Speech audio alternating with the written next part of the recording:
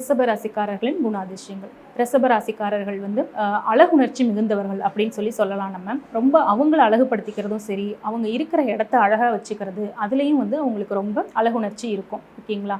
இதனுடைய சிம்பல் அல்லது அடையாளம் அப்படின்னு பார்த்தோம்னா புல், காளை மாடு அப்படின்னு சொல்கிறோம். இந்த காளை மாடு எங்கே யூஸ் பண்ணுறாங்க? பங்கு வர்த்தகத்தில். ஸோ பங்கு வர்த்தகத்தில் இவங்களுக்கு ரொம்ப ரொம்ப இன்ட்ரெஸ்ட் இருக்கும். அதே மாதிரி இவங்களுக்கு பணத்தை கையாள்வதில் மிகப்பெரிய திறமை இருக்கும். பணத்தை எப்படி மேனேஜ் பண்ணுறது, ஹேண்டில் பண்ணுறது அப்படிங்கிறதும் தெரியும். இவங்க அழகுணர்ச்சி மிகுந்தவங்க தான். அதுக்காக நிறைய செலவு பண்ணுவாங்க அதுக்கு அப்படிங்கிறது கிடையாது. இவங்க சிக்கனமாக செலவு பண்ணுவாங்க. ஆனால் இவங்களை பார்த்தா இவங்க ரிச்சாக இருக்கிற மாதிரி எல்லாருக்கும் தெரிவாங்க. அதுதான் அவங்களோட மெயின் ப்ளஸ் பாயிண்ட்டு.